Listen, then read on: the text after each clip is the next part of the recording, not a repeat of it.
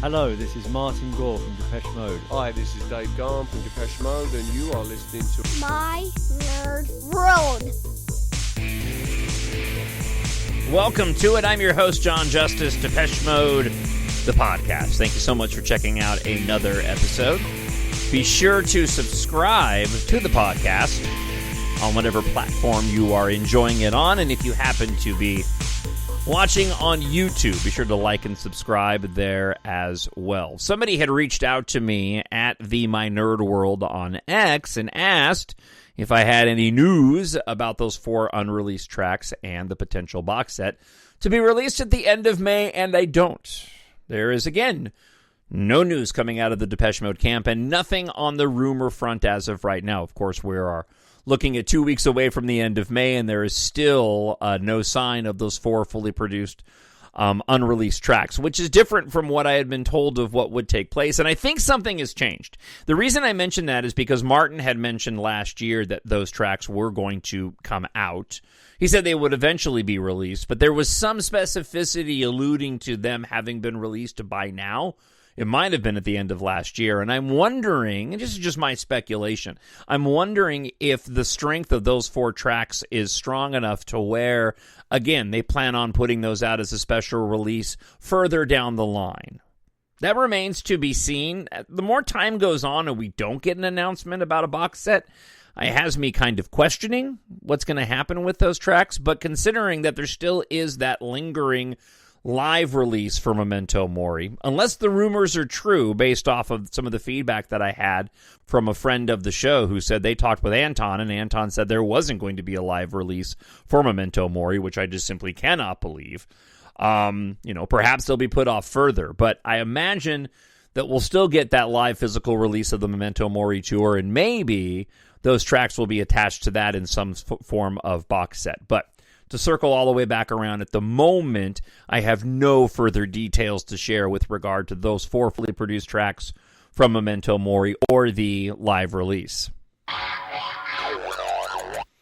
So yesterday, as I was going to bed, and I go to bed early, I won't get into it again. I host a Monday through Friday radio show, and I go to bed early, and I get up at 2:30 and 3 o'clock in the morning, sometime around there. So I usually get into bed early, and I'll watch something on YouTube or one of the streaming, shows while I'm lying in bed before I go to sleep. So last night I was perusing YouTube, and I had been passing over this a couple of times. I had it marked to watch later, but finally decided to watch the EPK for Ultra. Now, I haven't seen the EPK for Ultra, and I don't know. I mean, it could be 20 years at this point in time. It's been a long time since I've watched the EPK for Ultra. Now, that being said, when I started to watch it on YouTube, I immediately realized how many times I had watched it before because I was that familiar with it. But it had been many, many years since I had watched this. And while I did remember seeing this many times before, I was once again struck, or I won't say once again, I was struck by how candid the band members were in that press kit, that electronic press kit that came out. Getting into not only Alan leaving the band, but, specifics on Dave's drug addiction and his recovery from drug addiction. And again, I had watched this dozens of times before, to where I knew the beats of when the music were going to take place, and there's moments where they played snippets of the song, and the lyrics would appear and drift on and off the screen. But I had forgotten just how open the band was about the issues that they had dealt with leading up to the creation of that album. I was also taken aback once again by the amount of time that it was between the releases. It was one of the first times where we had a lot of distance between Depeche Mode releases because of everything the band had endured. It really is truly amazing that they survived, that Dave survived what he went through, the band survived what Alan went through, and again, all these decades later since the release of Ultra, and we just wrapped up this amazing Memento Mori era. It made me appreciative. And I think we've all been appreciative of what we've just experienced with the release of this record after the loss of Fletch. And if it happens to be the end, it's a spectacular way for the band to sort of wrap up their career. I won't go down that road of asking that question again.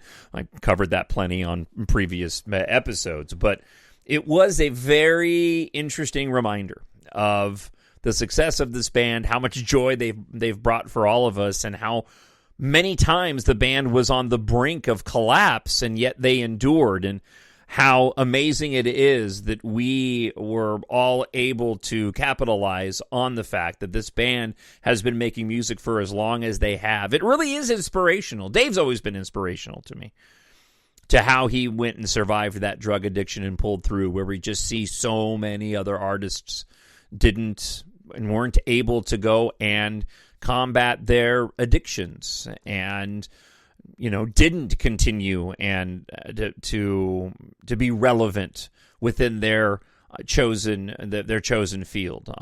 Truly an amazing story. One day they're going to get a movie. One day there's going to be a biopic or a full-fledged documentary about the entirety of the history of the band, and I for one am really looking forward to that.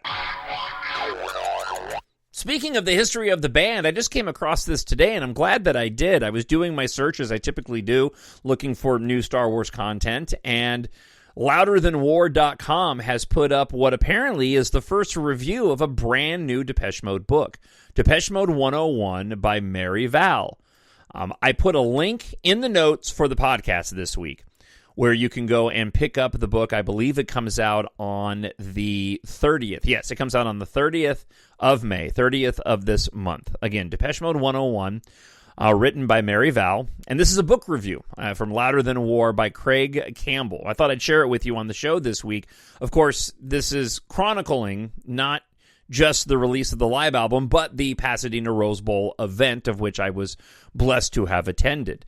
33 1/3 revisits the Pasadena Rose Bowl in '88 and the live album whose influence would change the trajectory of alternative music. Like all true music fans, I'm a love fool for a delirious crowd roar, and to this day, writes Craig Campbell, there's something about the primal scream that ushers in the opening notes of Just Can't Get Enough on Depeche Mode's 101 live album that gives me what Lester Bangs once summed up as an erection of the heart. For writer Mary VALLE, the connection, and I think it's either Val or Valley. It's VALLE. I'm going with, maybe it's Vale. Mary Vale? That's probably what it is. Mary Vale. My apologies. The connection is probably a lot more powerful given that she was actually in the audience that night in Pasadena. Her tale is a mixture of the historical and the personal. The backstory to DM's 101 concert is fascinating. How an English DJ called Richard Blade on radio station KROQ championed the band 6 albums into their career, and yet to command real stadium status in the U.S.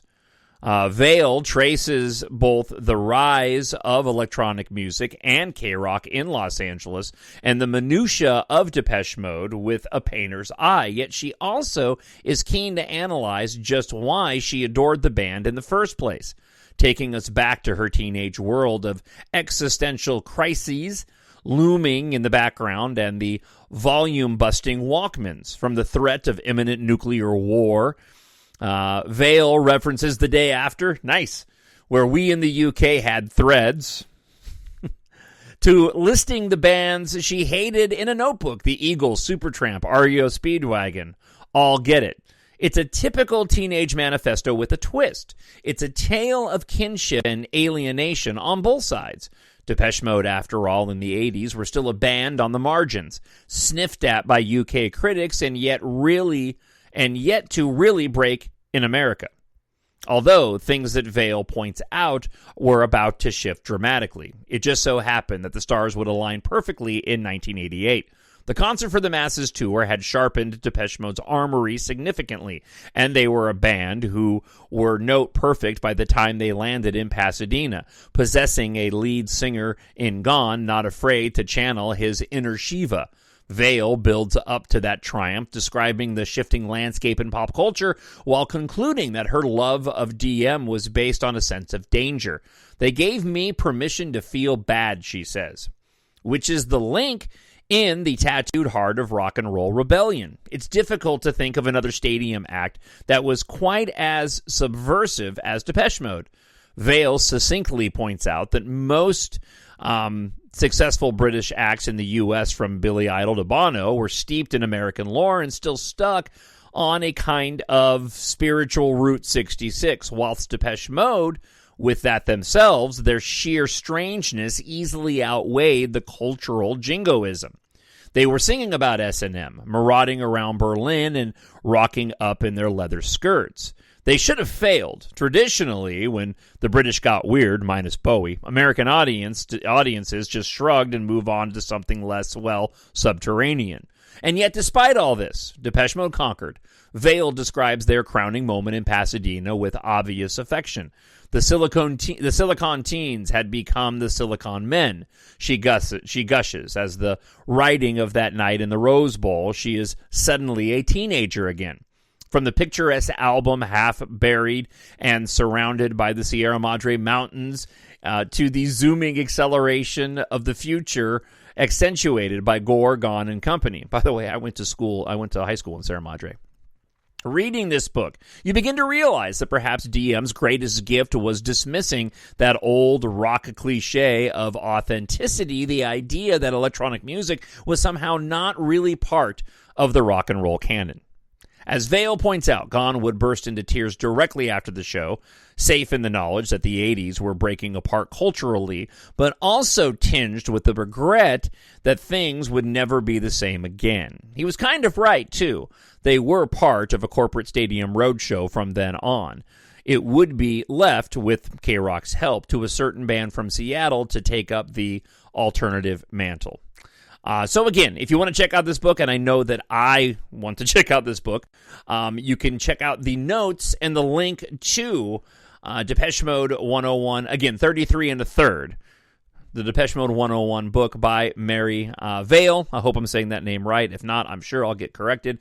The link is available in the links to the show today. Whether you're on YouTube or on your podcast, you can go and find it there. She's also on X as well. So Mary K. VALLE, VALLE.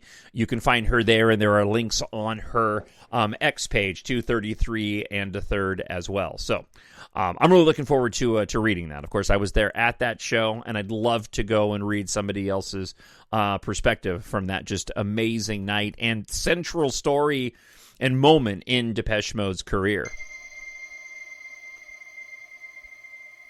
All right, let's get to your listener feedback this week. TalkShowNerd at gmail.com. As always, you can leave us a message. Phil Smith writes, my word, where do they get their info from?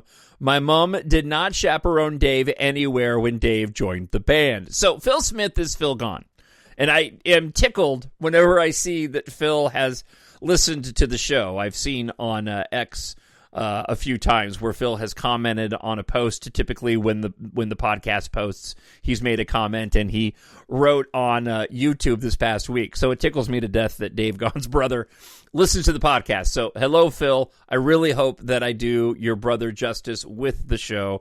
And thank you for letting us know when the press goes and gets their information wrong. And what he's mentioning there is the article that I shared last week talking about Dave and celebrating his birthday, where they said that Dave was chaperoned at an early age with the band, to which Phil is saying that never happened. You're right. I have no idea where they get their info from. My apologies for sharing bogus info.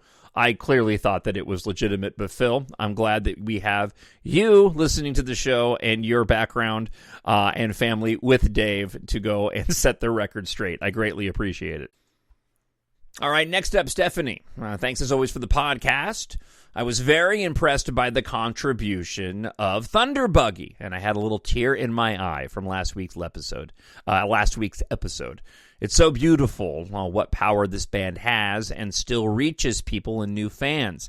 And the statement that DM is a soundscape for the soul touched me and hits everything I need to know about the band and why it's so important to me. It sets them apart from today's music and from the quickly produced music, soulless samples from the 80s or 90s that flutter around our ears on the radio. I hereby greet all fans who feel the same way. We will always be connected, and there are something special, through Depeche Mode. That's it for me today. I hope you're doing well. I am, thank you. It's been a bit of a rough day, but I'm doing well. Best wishes from the Baltic coast. Let me just say this, when it comes to me saying it's been a rough day work-wise. I'm fine physically.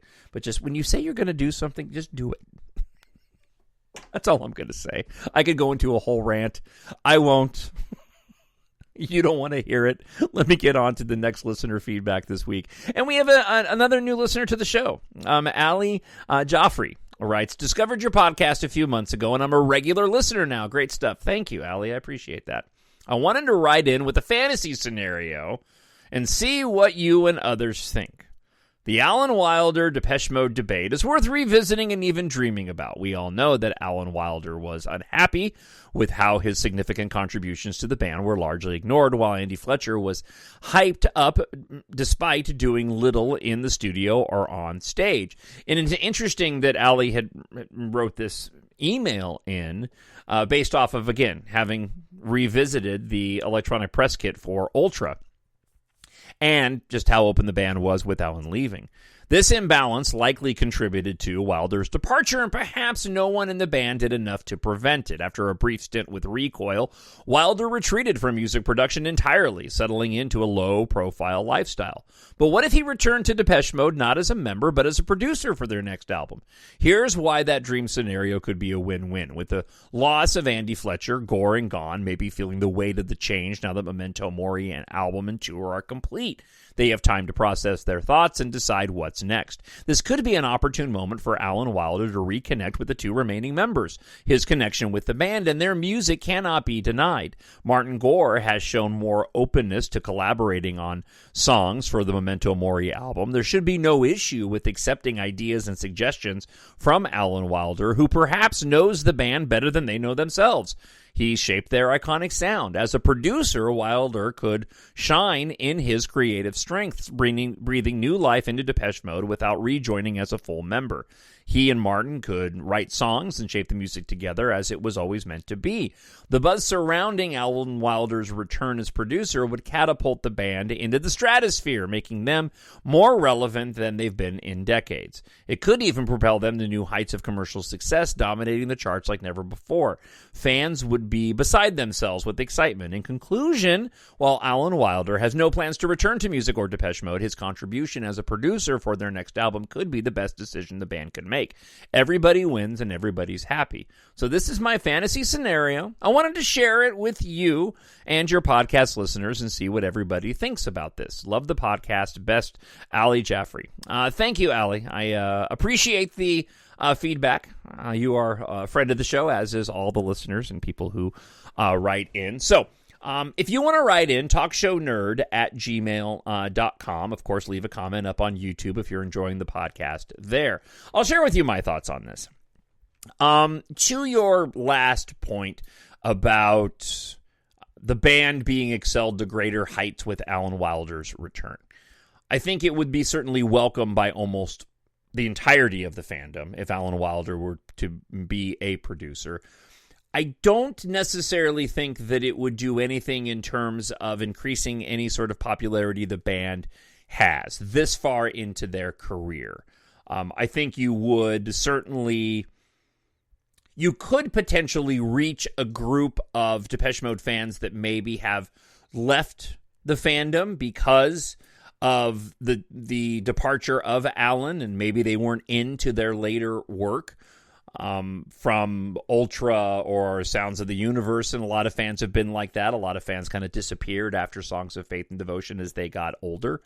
But you also should consider, or I'm considering the fact that those fans are also older fans, and so getting them back into something that they were into when they were younger tends to be a little bit more difficult. Although, as we've seen with many listeners of the show, people have returned to Depeche Mode, rediscovered Depeche Mode, and new fans are finding Depeche Mode. to the likelihood of it happening, I think I'm going to leave that in the fantasy department. With the band members being as old as they are, and the question of whether or not they'll even make music anymore, it's always a possibility, but I have no expectations of Alan returning, or Martin and Dave even asking Alan to return. The only caveat I'll put on that was that if you had told me that Richard Butler from the Psychedelic Furs would be writing songs with Martin that would be included on this record, I would not have said that probably would happen either. Maybe if it's a final project, Alan could come in as a producer, but it's been many, many decades now, and I just don't see it happening. But it is a very interesting fantasy, and I would be curious to hear what you feel as well. Not Allie, but you listening. So drop me an email, talkshownerd@gmail.com, or again, leave a comment up on YouTube. Lastly, Jason writes in, skipping over the whole AI thing, if anyone wants some real Dave, he appears on a new track on Humanist's forthcoming album released in July. And for my favorite live Dave live era, it would probably be Touring the Angel or Tour of the Universe, as that seems to be when there was a shift with Dave becoming more relaxed as a performer, who started having fun with the whole experience by becoming more playful on stage with his engagement and with his bandmates and influence. Regards, Jason. I actually received, I didn't get a lot of feedback with regard to my question of the best live performance Dave. What I did, though, receive was a lot of people pointing to Touring the Angel, which I thought was interesting. Very unexpected. Revisiting also recently, I watched a bit of the MTV Singles Tour, the condensed show that's available, Pro Shot. That's up on YouTube. I used to have a VHS of that. I don't know where it is anymore because I don't have a VHS player. It's really the only archived thing that official thing in terms of a live performance from the Singles Tour. And it's interesting to me, too, that while we fans focus so much on the World Violation Tour and not having anything official from that, I don't know about you, I would love to get an official release of the Singles Tour. That was a really cool stage setup that Anton put together, especially considering that it's the first tour that they did post Songs of Faith and Devotion. It makes me a little worried for the Memento Mori tour now that I think about it, because we've received a live release for every tour since then, but we didn't get one for the Singles Tour. And that's kind of a bummer. All right, I'm not going to worry too much about that. So listen, that wraps up the show for this week, keeping it a little bit short.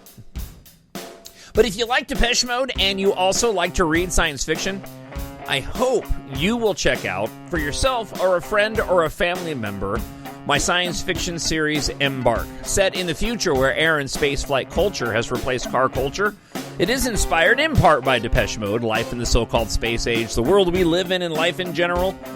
Depeche Mode plays a large part in the underlying themes of the story. The main character himself is a massive Depeche Mode fan at a time when the music of the 80s through the 2000s is nostalgic and popular among the characters of the story. They also feature some references to Depeche Mode, both direct and indirect, while telling an exciting science fiction space opera saga. Keitha's father died 1 year ago. Yesterday, he gave her the key to saving humanity. She just doesn't know it yet. That's the tagline for book 1 in the series, where interstellar travel is possible and pilots are the future. Keitha Morrow, she trained to be the best, but when an industrial accident sets off an apocalyptic chain of events, she'll need more than her skills to survive as a tyrannical enemy emerges to exploit the disaster and gain control. Keitha's given a fighting chance when a cryptic message from her late aerospace engineer father leads her and fellow pilot Taft Guardia to what may be the only hope of ending the conflict. While Taft and a ragtag squadron of Earth's evacuees fight to save humanity from annihilation, Keitha must solve the mystery of what her father left behind before it's too late.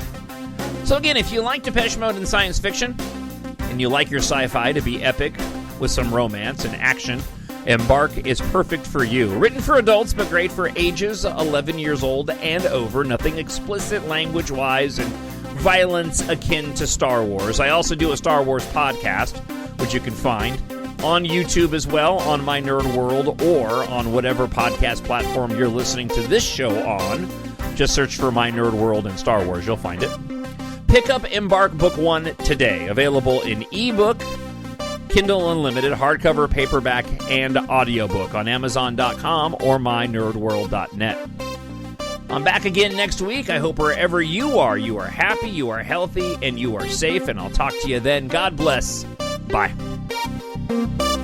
Hello, this is Martin Gore from Depeche Mode. Hi, this is Dave Gahan from Depeche Mode, and you are listening to My Nerd World.